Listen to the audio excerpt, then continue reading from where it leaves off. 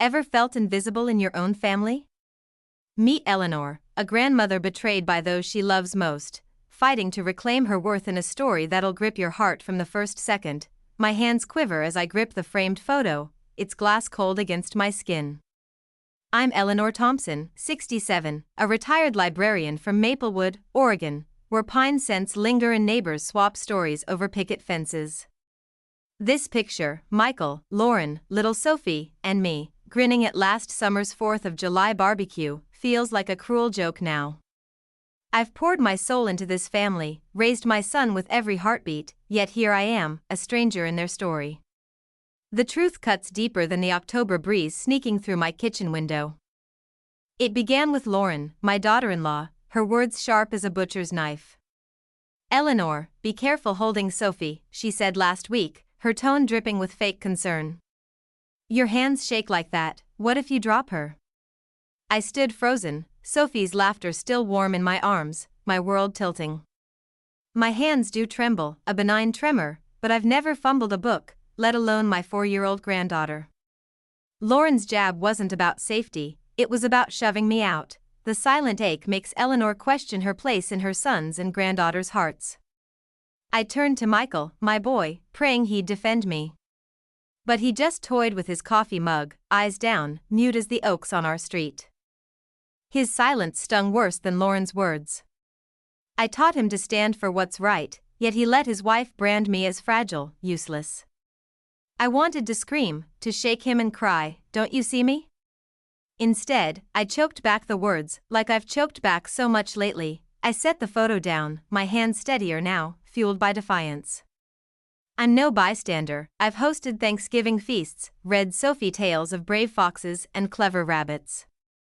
But Lauren's doubts and Michael's inaction make me question my role.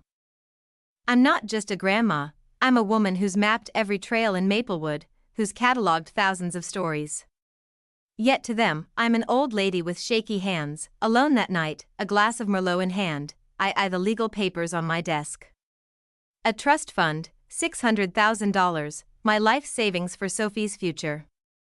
A dark thought creeps in, if they don't value me, why leave it to them? I could redirect it to the library, fund reading programs, anything to reclaim control. The idea feels powerful, but it twists my gut. Would I be punishing Sophie for her parents' betrayal? These wounds push Eleanor toward a bold decision, contemplating altering her legacy. I haven't decided yet. But I know this, I won't let them erase me. Tomorrow, I'll call Ruth, my friend who always cuts through the noise. Maybe she'll help me find my way. For now, I sit in the quiet, the photo staring back, and make a vow, I'll fight to be seen, not just for Sophie, but for myself. I'm Eleanor, and I'm still here, trembling but unbroken. The kitchen clock ticks like a pulse, taunting my restless night. My Maplewood home feels like a prison. Lauren's words, "Your hands shake like that," slice through me, each one a fresh wound. Michael's silence cuts deeper, a betrayal that leaves me gasping. My family, built on years of Sunday roasts and bedtime stories, is crumbling, and I'm furious at them. At myself for letting it hurt this much. I pace the floor, the trust fund papers glaring from the counter. $600,000, my legacy for Sophie's future, college, dreams, a life I helped shape. But Lauren's voice haunts me, what if you drop her? It's not about my tremor, it's about erasing me, making me a footnote. I mutter, if they don't value me, maybe I should give the money to someone who does. The thought sparks control, redirect the trust to Maplewood's library, fund scholarships, anything to strike back. This idea brings a sense of control, but it also gnaws at Eleanor's family ties. My heart aches, would I be betraying Sophie? She's 4, all giggles and crayons, innocent of her mother's cruelty. But Michael's betrayal fuels my rage. Last Sunday, over pumpkin pie, Lauren struck again. I looked to him, my son, the boy I taught to ride a bike on these quiet streets. "Michael," I said, voice firm, "don't you think I'm careful with Sophie?" He shrugged, eyes on his plate, mumbling, "Mom, I don't want to fight with Lauren. She's just worried about Sophie." Michael's indifference deepens Eleanor's loneliness, urging her to find an escape. His words hit like a slap, worse than Lauren's. I raised him to stand up. To care, but he's chosen his wife over me. I want to grab him, yell, "I'm your mother, not some nobody." Instead, I sat there, the pie bitter as ash. His silence, his refusal to see me, drives this fire. I'm not just fighting Lauren's judgment, I'm fighting to exist in my own family. The Merlot's gone, but my resolve burns bright. I reach for a pen, tempted to call my lawyer now, to rewrite the trust and make them feel their mistake. But my hand pauses, the tremor mocking me. What am I doing? Hurting my granddaughter to punish her parents? The thought churns, rage battling guilt. I'm not that person, not yet, but the hurt pushes me close. Unwilling to drown in sorrow, Eleanor resolves to seek guidance from trusted confidants to chart her path. Tomorrow, I'll call Ruth. She's been my compass since we laughed over bad coffee at school fundraisers. Maybe she'll help me untangle this mess. For now, I sit in the dark, the trust papers untouched, my heart a war zone. I'm wounded, I'm angry, but I'm still standing. I'll find a way to make them see me, not with screams, but with something stronger. I'm Eleanor, and I won't let their betrayal define me. This fight is mine, and I'm only getting started. Maplewood's dawn slices through my curtains, but my heart's still raw. Lauren's words, "Your hands shake like that," gnaw at me. Michael's silence a sharper betrayal. My kitchen, strewn with coffee mugs and trust fund papers, is a battlefield. I'm not waving a white flag, though. Today, I'm chasing answers, desperate to reclaim my place in a family that's shoved me aside. I start with Ruth, my anchor since we swapped casserole recipes at PTA meetings. At her diner, where bacon sizzles and syrup scents the air, I unload Lauren's barbs, Michael's cowardice. "Ellie," Ruth says, her gaze fierce, "don't let them box you in. Show them you're still one hell of a grandma." Her words are a spark, lighting up the ashes of my resolve. I'm not just Sophie's Grammy, I'm a woman who's organized library shelves, who knows every story that matters. Ruth's encouragement kindles hope, pushing Eleanor to act. Next, I visit Dr. Patel's clinic, the antiseptic smell steadying me. "Eleanor, your tremor's harmless," he says, pen scratching. "You're fully capable of caring for Sophie. I'll write a letter to prove it." That letter feels like a shield, armoring me against Lauren's doubts. I'm not the fragile relic she paints me as, and his assurance lifts my chin. Dr. Patel's letter bolsters Eleanor's confidence, affirming her capability. Then, I meet David, my lawyer, in his office, legal tomes stacked like guardians. I confess my impulse to rewrite Sophie's $600,000 trust, to redirect it to Maplewood's library as a jab at Lauren and Michael. "Eleanor," David says, voice calm, "you can alter the trust, but do it for love, not spite." His words cut deep, exposing the poison in my plan. Would I rob Sophie, my pigtailed girl who loves my bedtime stories, just to settle a score? Guilt clashes with my anger, a storm in my chest. David's advice forces Eleanor to reflect on the true meaning of her legacy. Back home, I cradle a mug of chamomile, steam swirling like my thoughts. Ruth, Dr. Patel, David, they've given me a lifeline, but the hurt still festers. I'm not just fighting for Sophie, I'm fighting for myself, the woman who taught Michael to tie his shoes, who read him The Velveteen Rabbit by flashlight. Lauren's judgment, Michael's silence, they've made me doubt my value, and I despise them for it. The trust fund looms, a tempting weapon, but David's words echo, love, not spite. I want to yell, to make Michael see the mother who carried him through nightmares, but yelling won't heal this fracture. With this support, Eleanor embarks on a journey of reinvention, seeking purpose through new endeavors. Tomorrow, I'll scout new horizons, maybe the book nook needs a storyteller. Or the library could use my hands. I'll prove my worth, not with ultimatums, but with quiet triumphs. For now, I clutch Dr. Patel's letter, my evidence I'm still whole. The pain drives me, a vow to rise above their betrayal. I'm Eleanor, and this is my battle, not just to be seen, but to rediscover the woman I've always been, the one they can't erase. Michael's silence still stabs, a betrayal sharper than the frost on my porch. I'm done being a ghost in my own family. The trust fund papers, tempting me to rewrite Sophie's future, sit untouched. Ruth, Dr. Patel, and David have armed me with clarity, but the hurt festers. Today, I fight back, not with anger, but with a step toward reinvention. I walk to the Book Nook, Maplewood's cozy bookstore, its shelves brimming with stories I've loved since I was Sophie's age. The owner, Clara, needs help, and I need purpose. I'd like to work here, I say, my voice steady despite the tremor in my hands. Clara, with her warm smile, hires me on the spot for part-time work, including storytelling sessions for kids. It's a lifeline, a chance to prove I'm more than Lauren's caricature of a frail old woman. This new role sparks Eleanor's journey to reclaim her identity. My first day, I'm nervous, the tremor noticeable as I arrange picture books. But when a mother asks for a recommendation, I dive in. Try Charlotte's Web for your kids, I say. It's about friendship and courage. She beams, buying the book, and I feel a flicker of pride. My knowledge, honed over decades as a librarian, isn't dusty, it's alive, useful. The mother's gratitude makes Eleanor feel her worth is recognized. The real test comes with the storytelling session. A dozen kids, eyes wide, gather on the rug. I read the tale of Peter Rabbit, my voice weaving Beatrix Potter's magic.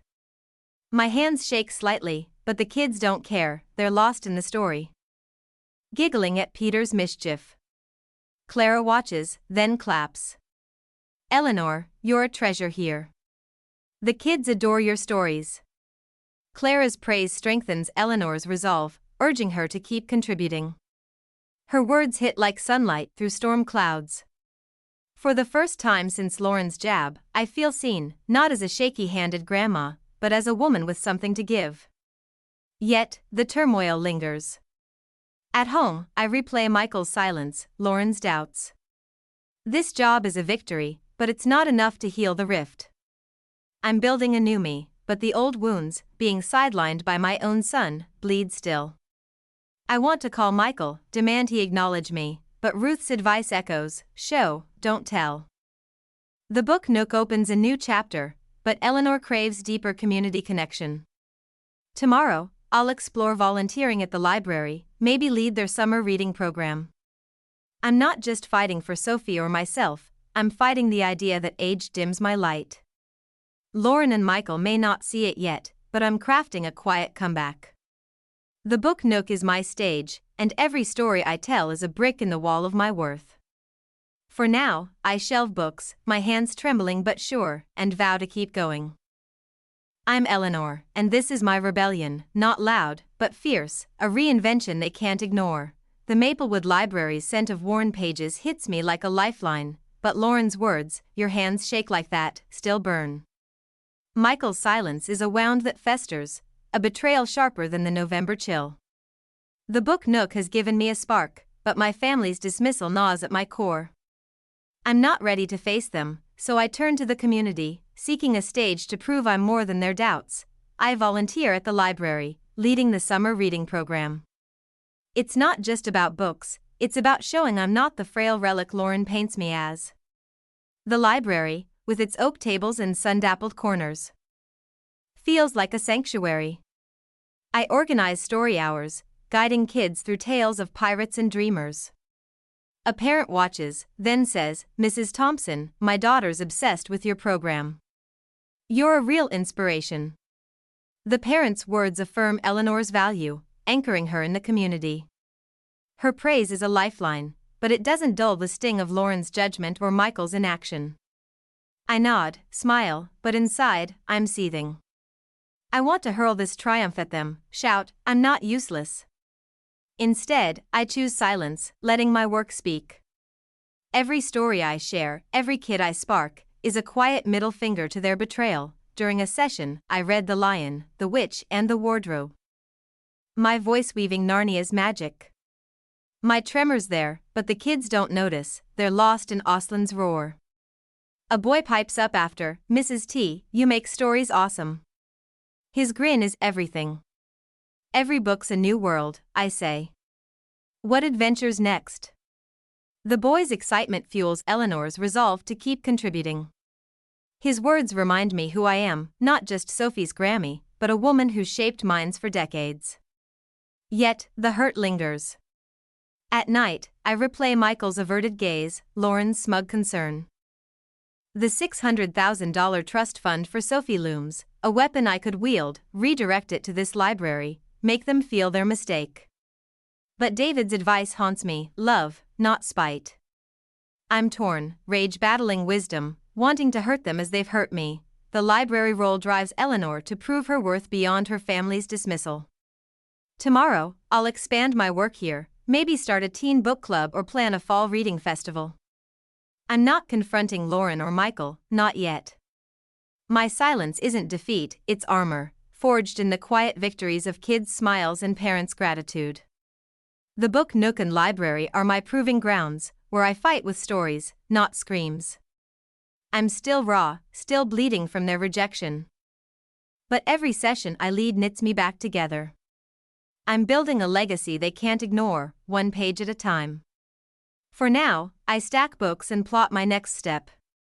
I'm Eleanor, and this quiet defiance, shining without their applause, is my rebellion, a comeback they'll see when I'm ready. The community work opens new doors, but Eleanor yearns to prove herself directly to her family, starting with Sophie. I'll keep going, for Sophie, for myself, and for the woman they've tried to erase. This fight is mine, and I'm just beginning to show them what I'm made of. Golden leaves crunch underfoot, but Lauren's words, your hands shake like that, still scald my heart. Michael's silence is a wound that won't heal. A betrayal that fuels my fire. The book nook and library have given me purpose, but my family's dismissal gnaws at me. Today, I step into their world, caring for Sophie, to prove I'm not the fragile shadow they see. Lauren calls, her voice clipped. She needs a sitter for Sophie, work's swamped. I seize the chance, my pulse racing. At their house, I bring a bag of treasures, picture books, a hand-stitched bunny puppet, and oatmeal cookie recipes. Sophie, 4 and all giggles, runs to me. Grammy. I kneel, hiding my tremor, and say, let's read about a bear in the woods, sweetie. Sophie's joy makes Eleanor feel her role as a grandmother is vital. We curl up, my voice painting forests and honeypots. My hands shake as I turn pages, but Sophie's entranced, unbothered. She claps at the story's end, hugging the puppet. Grammy, you're the best. I love your bunny. Her words are a balm, strengthening Eleanor's determination to prove her worth. Her love is pure, unlike Lauren's doubts or Michael's apathy. But the hurt surges, why can't they see this? I want to march to Lauren, demand, look at your daughter's smile. Instead, I bake cookies with Sophie, her tiny hands dusting flour. My heart torn. I'm proving I'm capable, but each laugh reminds me of Michael's silence at that pumpkin pie dinner, Lauren's smug concern. I'm not just caring for Sophie, I'm fighting to exist in their eyes. I adapt to Sophie's needs, skipping Lauren's rigid nap schedule when Sophie's too excited. We build a blanket fort, Red the Velveteen Rabbit, and I tailor stories to her whims. It's deliberate, showing I'm not reckless, but thoughtful, strong. Yet, the turmoil churns. The $600,000 trust fund for Sophie tempts me. Could I redirect it, make them feel their mistake? Ruth's voice cuts through, show, don't punish. I'm caught, rage clashing with love, wanting to hurt them as they've hurt me. Caring for Sophie begins to soften the rift with Lauren, opening doors to reconciliation.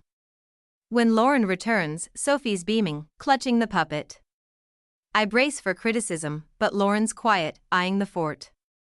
She had fun, she says, almost soft. It's not an apology, but it's something. I nod, my throat tight, and leave, the ache still there. I've shown I'm capable, but Michael's betrayal, his refusal to defend me, stings. I want to call him, scream, I'm still your mother. But I choose quiet, letting Sophie's love fuel me. Moments with Sophie pave the way for changing Lauren's perspective, setting the stage for healing. Tomorrow, I'll care for Sophie again, keep volunteering, keep building my quiet empire of worth.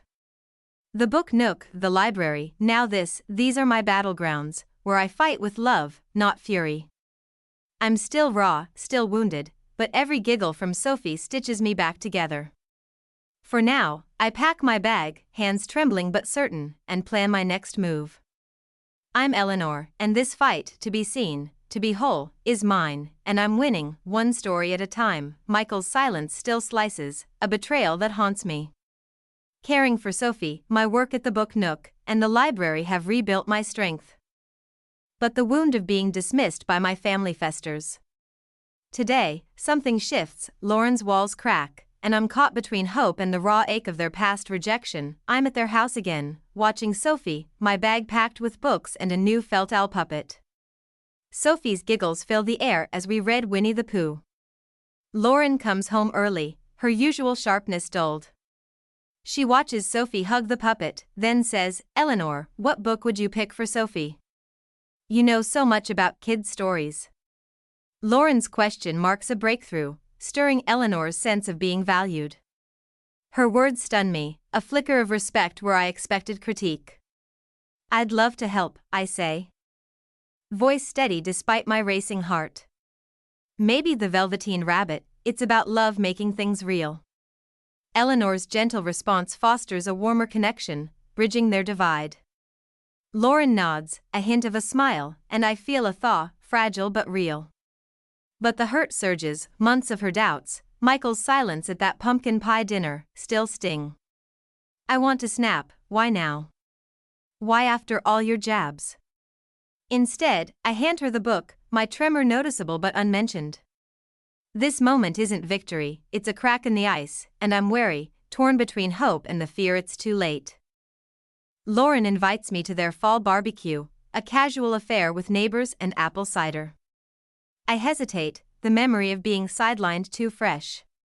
But Sophie's plea, "Grammy, come," wins. At the event, Lauren hands me a cider, asks about my library program.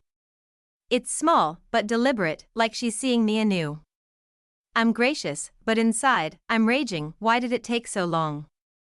The $600,000 trust fund for Sophie looms in my mind, a weapon I could still wield.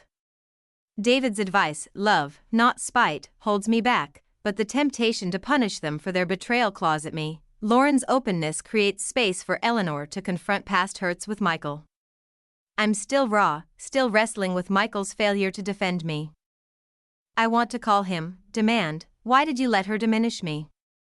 But Lauren's gesture, Sophie's love, and my own quiet wins, at the library, the book nook, remind me I'm more than their doubts. I'm proving my worth, not with screams, but with actions, and now Lauren's noticing. It's not enough to erase the pain, but it's a start, a fragile bridge I'm scared to cross. This shift in Lauren's attitude sets the stage for deeper family reconciliation. Tomorrow, I'll keep caring for Sophie, keep volunteering, building my silent empire of purpose. The barbecue, this conversation, their steps, not solutions. I'm still hurt, still fighting to be seen, but Lauren's softening gives me hope. However cautious. For now, I sip cider, hands trembling but firm, and hold on to Sophie's laughter. I'm Eleanor, and this quiet defiance, earning respect without demanding it, is my power, a comeback they're starting to feel. Maplewood's dusk paints the sky in bruises, mirroring my heart. Lauren's softening feels like a fragile truce, but Michael's silence, "Mom, I don't want to fight with Lauren," still cuts like a blade. His betrayal, choosing peace with his wife over me, haunts every quiet moment. Sophie's love, my work at the book nook, and the library have rebuilt my spine, but I'm still raw, craving closure with my son. Tonight, he breaks the silence, and I'm torn between relief and lingering pain. I'm shelving books at home when Michael calls. "Can we talk, Mom?" His voice is hesitant, unfamiliar. I agree, my pulse hammering, and meet him at the old park where I pushed him on swings. He's there, hands in his jacket, looking like the boy I raised. "Mom," he says, eyes meeting mine, "I'm sorry I didn't stand up for you. You're an amazing grandma, and Sophie needs you." Michael's apology stirs Eleanor's emotions, easing the pain of his earlier silence. His words crack my defenses. A flood of hurt and hope rushing in. I want to hug him, but the memory of his averted gaze over pumpkin pie holds me back. Thank you, Michael, I say, voice tight. I just wanted us to be a real family. Eleanor's forgiveness opens a new chapter in their bond. He nods, guilt in his eyes, and I see my boy again, not the man who let Lauren's doubts fester. But the turmoil churns. I've spent months proving myself at the library with Sophie while he stayed mute. I want to scream, why did it take so long? Instead, I grip my scarf, my tremor betraying my calm. His apology is a bandage, not a cure, and I'm scared to trust it, scared it won't hold. We walk, leaves crunching, and he talks about Sophie. His fears, how Lauren's protectiveness overwhelmed him. I should have spoken up, he admits.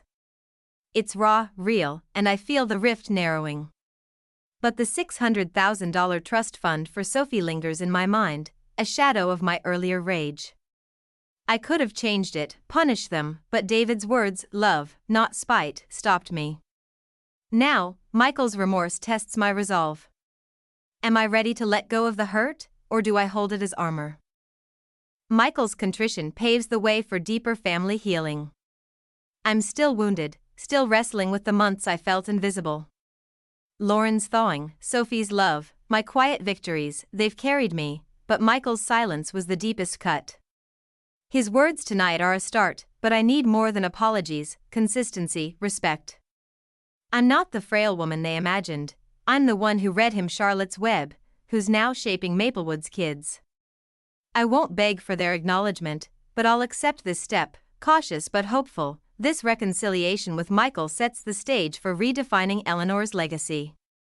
Tomorrow, I'll keep building, more library sessions, more time with Sophie. I'm not done proving myself, not to them, but for me. The park swings creak, and I hold Michael's gaze, hands trembling but strong. I'm Eleanor, and this moment, this fragile bridge, is mine to cross. My fight to be seen, to heal, continues, one careful step at a time. Maplewood's winter looms, but Lauren's words, your hands shake like that, still scald my soul. Michael's silence, though softened by his apology, lingers like a bruise. Lauren's warming, Sophie's love anchors me, and my work at the Book Nook and Library has rebuilt my fire, but the betrayal's echo haunts me. Today, I face the $600,000 trust fund for Sophie, a decision that could redefine my legacy or deepen my wounds. I meet David, my lawyer, and Karen, my financial advisor, in David's office, its leather chairs smelling of polish. The trust fund, my life savings, was meant for Sophie's future. Once, I wanted to redirect it, punish Michael and Lauren for sidelining me. Now, I'm torn. I want the fund to help Sophie grow, I say, voice firm despite my tremor, and support the community that's given me purpose. Eleanor's vision reflects her growth, moving beyond initial anger. David nods. That's a powerful legacy, Eleanor. It reflects who you are. His affirmation fuels Eleanor's pride in her thoughtful choice. His words steady me, but the hurt surges, Michael's months of silence, Lauren's early doubts. I could still twist the knife, give the money to Maplewood's library, make them feel their mistake. But Sophie's face, her giggles over the Velveteen Rabbit, stops me. I'm not that woman, not anymore. Yet, the turmoil churns. Am I letting them off too easily, forgiving too soon? We craft a plan. The trust will fund Sophie's education, with milestone distributions to teach responsibility, and a portion for the library's reading programs, tying my love for stories to my granddaughter's future. It's not revenge, it's me, etched into something lasting. But as I sign the papers, I'm raw. I've fought to be seen, through Sophie's laughter, library sessions, bookstore triumphs, yet the memory of being invisible stings. I want to call Michael, ask, do you know what this cost me? The trust's new structure sets the stage for Eleanor's final family reconciliation. I'm still wrestling with their betrayal. Lauren's softening, Michael's remorse, their steps, not erasure. I've built a life beyond their doubts, but the pain of those pumpkin pie dinners, their dismissal, clings. This trust isn't just for Sophie, it's my defiance, proof I'm more than their judgments. I'm scared it's not enough, that they'll never fully see me, but I choose love. As David urged, not spite, with the trust finalized, Eleanor focuses on strengthening family bonds. Tomorrow, I'll read to Sophie, plan a library festival, keep proving my worth. The book nook, the library, these choices, they're my armor, forged in silence but shining now. I'm still hurt, still healing, but this decision feels right, a legacy of love and strength. For now, I leave David's office, hands unsteady but heart resolute, ready to face what's next. I'm Eleanor, and this trust, this quiet victory, is my stand, a testament to the woman they tried to erase. Maplewood's Sunday sunset glows, but my heart's been through a storm. Their betrayal drove me to rebuild, at the book nook, the library, with Sophie, but the scars remain. Tonight, at our weekly family dinner, I'm surrounded by love, yet the turmoil of being unseen lingers, a ghost I'm learning to quiet. The dining room smells of roast turkey and apple pie, a new tradition since Lauren softened and Michael apologized. Sophie, my 4-year-old joy, tugs my sleeve. Grammy, tell another story. I love you. Sophie's adoration fills Eleanor with a sense of fulfillment. Her words melt me, and I smile. I love you too, sweetie. We're together, and that's everything.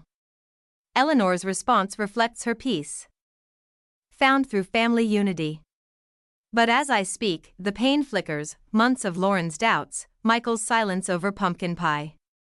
I've fought for this moment, proving myself through stories and quiet triumphs, but the hurt of being dismissed clings. Lauren sets down her fork. Eleanor, thank you for not giving up on us. Lauren's gratitude completes the circle of reconciliation, strengthening their bond. Her words hit hard, a bridge over our fractured past. I nod, the throat tight, but inside, I'm raw. I want to ask, why did it take so long? Instead, I pass the gravy, my tremor noticeable but irrelevant. The trust fund, now set for Sophie's future and the library, was my stand, but this dinner, this family, is my true legacy. Yet, I'm scared it's fragile, that their respect could falter. Michael catches my eye, his gaze steady, no longer averted. He's here, not silent, and it's enough for now. Sophie climbs into my lap, calling me Grammy, and I realize I've won, not just their acknowledgement, but my own. The book nook, the library, Sophie's laughter, they've shown I'm more than their doubts. But the turmoil persists, betrayal leaves scars, and forgiveness doesn't erase them. I've chosen love, as David advised, but the $600,000 trust once tempted me to lash out, a reminder of how close I came to spite. The story closes with a reunited family, leaving a lesson on love and resilience. I'm still healing, still wary, but this table, this moment, is proof I'm seen. Tomorrow, I'll plan a library festival, read to Sophie, keep building my quiet empire. The hurt lingers, those silent dinners, Lauren's jabs, but I'm stronger, forged in defiance and love. I'm not the woman they sidelined, I'm the one who rose, hands trembling but heart fierce. This journey leaves Eleanor whole, her legacy defined by love over vengeance. I look at Sophie, Michael, Lauren, and know my fight was worth it, not just for them, but for me. The pie's sweet, the laughter real, and I'm Eleanor, no longer invisible. My legacy isn't just the trust, it's this family, this life, reclaimed through every story I've told and every wound I've faced. The battle's not over, but I'm here, seen, and that's victory enough. Thank you for joining Eleanor's incredible journey of resilience and love. If her story moved you, hit that like button and share it with someone who needs to hear it. Don't miss our next tale of triumph. Subscribe now and tap the bell so you're the first to watch. Drop a comment. Have you ever had to fight to be seen? Let's talk about it below. Together, we're building a community of stories that inspire. See you in the next video.